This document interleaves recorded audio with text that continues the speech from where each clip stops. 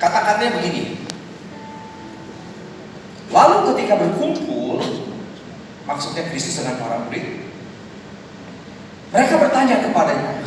Para murid bertanya kepada Kristus, Tuhan, maukah Engkau pada masa ini memulihkan kerajaan bagi Israel?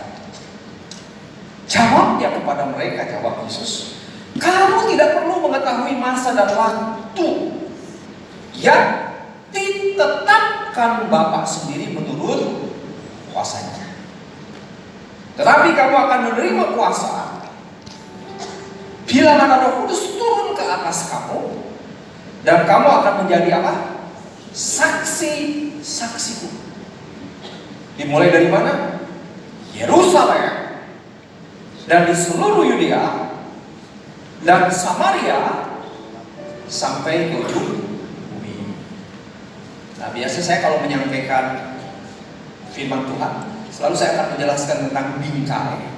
Kira-kira ketika teks ini diungkap, ditulis, bingkai apa yang sementara ada di balik teks ini? Nah, ini yang akan coba kita kaji, sehingga kita akan masuk di dalam pembahasan yang bisa lebih mendalam. Nah, rekan-rekan, Injil Lukas dengan kisah para rasul adalah dua kitab yang ditulis oleh satu orang yang sama. Tahukah kita kalau kita membaca yang namanya Injil Lukas, lalu kita membaca kisah rasul, dua tulisan tersebut adalah ditulis oleh orang yang sama bernama Theophilus. Siapa Theophilus? Dia adalah penulis, kemungkinan masih berlatar belakang Yunani, dan dia coba menuliskan surat tersebut ditujukan kepada seorang yang bernama Lukas. Kalau itu memang satu penulis, kenapa harus dibagi menjadi dua tulisan? Hampir semua ahli berpendapat saking panjangnya tulisan tersebut harus dibagi dua, dan fokus bahasan daripada tiap-tiap buku sangat berbeda. Kalau kita melihat yang namanya Injil Lukas, kita melihat bagaimana ada satu figur yang ditampilkan namanya Yesus. Dimulai daripada kelahirannya di satu tempat yang namanya Bethlehem. Lalu Lukas mengungkap bagaimana dia tumbuh besar bergerak di dalam satu ministry dan pelayanan.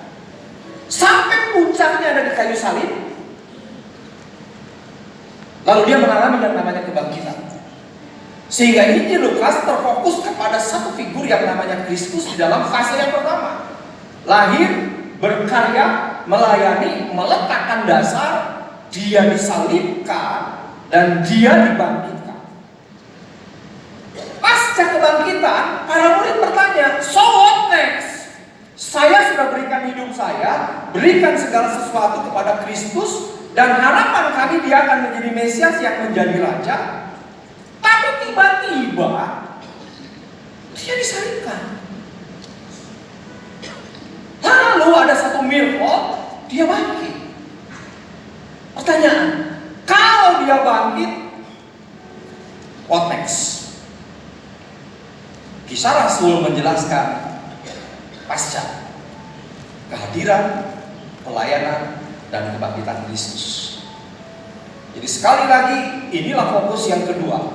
Dan akibatnya kalau kita melihat fokus yang kedua, khususnya kalau kita melihat ayat 1-5 di dalam Kisah Rasul, bagaimana setelah kebangkitan dia menampakkan diri ke berbagai peristiwa dan kepada beberapa murid. Dia tunjukkan kalau saya ini memang bangkit. Lalu kalau sudah bangkit apa?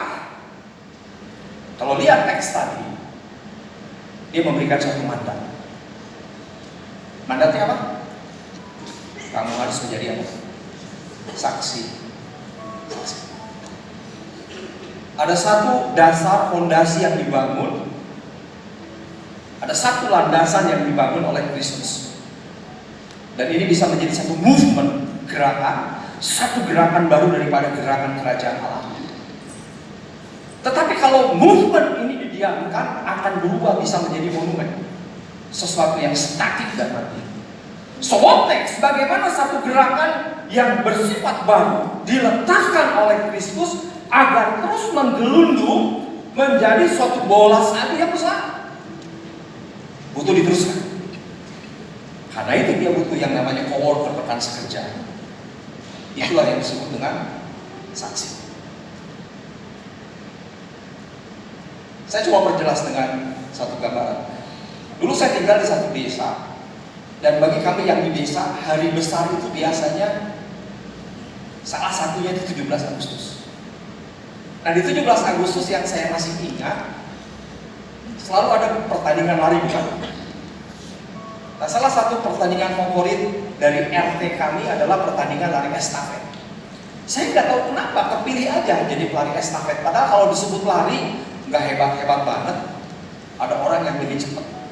Dan selalu saya ditempatkan di pelari nomor 4. Saya juga bingung. Biasanya memang manjur terus tiap-tiap tahun jadi juara. Mungkin karena saya berpikir tentang strategi. Saya selalu milihnya begini. Pelari yang pertama pelari cepat, yang kedua lebih cepat, dan yang ketiga harus paling cepat. Jadi saya pilih yang kakinya panjang-panjang, gak pendek-pendek. Nah, saya yang keempat tinggal memetik. Sehingga ketika pertandingan dimulai, pelari yang pertama, waduh, lari sekencang-kencangnya. Nggak ada yang bisa kerjaan yang lain. Kalau saya finish, lari yang kedua. Saking kencangnya, sampai ketika pelari yang ketiga, RT-RT lain belum sampai. Nah, saya yang keempat. Ambil bersyukur. Itu yang mungkin disebutnya lebih dari pemenang. Apa yang ingin saya sampaikan? Pertandingan estafet tidak akan pernah dikatakan juara atau menang jika hanya diikuti oleh 3 pelari, harus 4 pelari.